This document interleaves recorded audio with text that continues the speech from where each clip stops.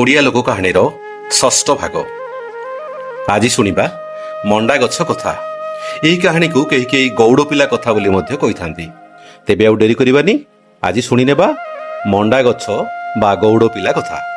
ଗୋଟେ ଗୌଡ଼ଟିଏ ଯେ ତାର ଗୋଟେ ପୁଅ। ଗୌଡ଼ ଟୋକାଟି ନିତି ଗାଈ ଚରିବାକୁ ଯାଏ। ବଣ ପାଖରେ ଗୋଟାଏ ମଣ୍ଡା ଗଛ ଥାଏ। ତହିଁରେ ଚଢ଼େ, ମଣ୍ଡା ପିଠା ଖାଏ। ବେଳ ବୁଡ଼ ହେଲା କ୍ଷଣି ଗାଈ ଘେନି ଘରକୁ ଆସେ। ଦିନକର ବୁଢ଼ୀ ଅସୁରୁଣୀ ଆସିଲା, କହିଲା, ହଇରେ ପୁଅ, କଣ ତୋଳୁଛୁ କି? ଗୌଡ଼ ଟୋକା କହିଲା, ମଣ୍ଡା ପିଠା ଖାଉଛି। ଅସୁରୁଣୀ ବୁଢ଼ୀ କହିଲା, ଆରେ ପୁଅ, ମତେ ଗୋଟାଏ ଦିଅନ୍ତୁ। ଗୌଡ଼ ଟୋକା ମଣ୍ଡାଟିଏ ତଳକୁ ପକାଇଦେଲା। ବୁଢ଼ୀ ଅସୁରୁଣୀ କହିଲା, ଆରେ ପୁଅ, ମୋ ହାତକୁ ଗୋଟାଏ ଦେ। ଗୌଡ଼ ଟୋକା ମଣ୍ଡା ପିଠାଟିଏ ନେଇ ତା ହାତକୁ ବଢେଇ ଦଉ ଦଉ ଅସୁରୁଣୀ କଣ କଲା ନା, ନେଇଗଲା ଗୌଡ଼ ଟୋକାକୁ। ଗୋଟାଏ ମୁଣିରେ ପୁରାଇ ଦେଲା, ନେଇକରି ଗଲା ମୁଣ୍ଡେଇ କରି ତା ଘରକୁ। ଅଧ ବାଟରେ ହେଇଛି ବୁଢ଼ୀ ଅସୁରୁଣୀকে ପୋଖରୀ ମାଡ଼ିଲା। ବାଟରେ ଥୋଇଦେଲା ମୁଣିଟିକି, ଆଉ ପୋଖରୀ ଆଡ଼େ ଗଲା। ଗୌଡ଼ ଟୋକା କଣ କଲା ନା, ମୁଣିଟିକି ଚିରିଦେଲା ଏବଂ ସେଥିରୁ ବାହାରି ପଡ଼ିଲା। ଆଉ ସେ ମୁଣି ଭିତରେ ଗୁଡ଼ାଏ ପଙ୍କ, ପାଣି, କାଦ, ପଥର ଏଣୁତେଣୁ ପୁରାଇ ଦେଲା, ଆଉ ଘରକୁ ପଳେଇ ଆସିଲା। ବୁଢ଼ୀ ଅସୁରୁଣୀ ଆସିଲା, ମୁଣିଟିକି ମୁଣ୍ଡେଇଲା, ନେଇକରି ଘରକୁ ଗଲା। ବାଟରେ କଣ ହେଉଥାଏ ନା, ବୁଢ଼ୀ ଅସୁରୁଣୀକି ମୁଣ୍ଡରେ କଣ୍ଟା ପୋଡ଼ି ଯାଉଥାଏ।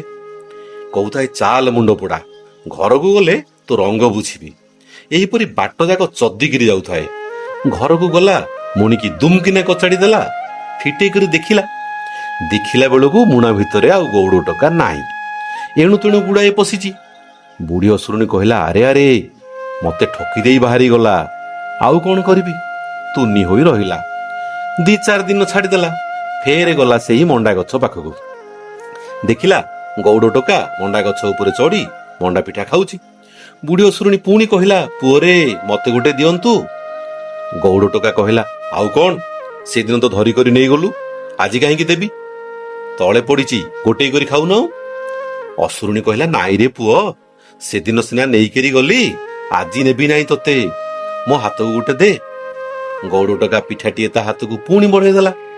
ଯେତେବେଳେ ପିଠାଟି ତା ହାତକୁ ଦେଲା, ବୁଢ଼ୀ ଅସୁରୁଣୀ କଣ କଲା ନା, ତା ହାତକୁ ଧରି ଗଛରୁ ଓଟାରି ଆଣିଲା। ଫେର ତାକୁ ଗୋଟେ ଅଖା ଭିତରେ ପୁରେଇଲା, ନେଇକରି ଘରକୁ ଗଲା।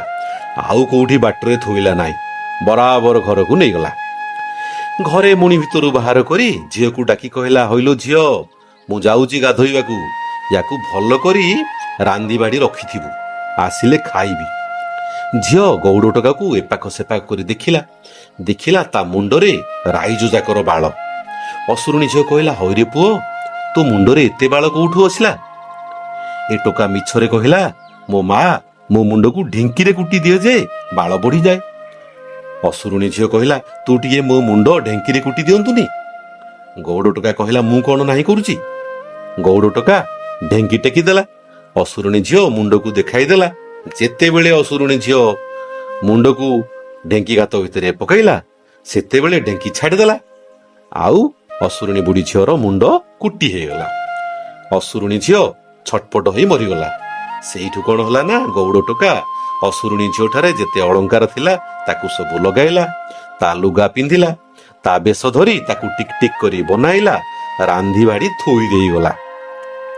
ବୁଢ଼ୀ ଅସୁରୁଣୀ ଗାଧୋଇ ହେଲା କ୍ଷଣି ଆସିଲା କ୍ଷଣି ତାକୁ ବାଢ଼ି ଦେଲା। ସେ ଖାଇ ବସିଲା। ଗୌଡ଼ ଟୋକାକୁ କହିଲା, ଝିଅ ଲୋ, ତୁ ଖାଇ ବସିବୁନି? ଏ କହିଲା, ନାଇଁ ମା, ତୁ ଖାଇସାର, ମୁଁ ପଛରେ ଖାଇବି। ବୁଢ଼ୀ ଅସୁରୁଣୀ ଖାଇସାରି କହିଲା, ଝିଅ ଲୋ, ମୋ ମୁଣ୍ଡରୁ 2ଟା ଉକୁଣି ଦେଖନ୍ତୁନି। ଗୌଡ଼ ଟୋକା ମୁଣ୍ଡ ଦେଖିଲା ବେଳକୁ ୟା ମୁଣ୍ଡରେ ଜମା ବାଳ ନାହିଁ, ଗୋଟିଏ ବାଳ ହୁଲୁ ହୁଲୁ ହୋଇ ହଲୁଛି।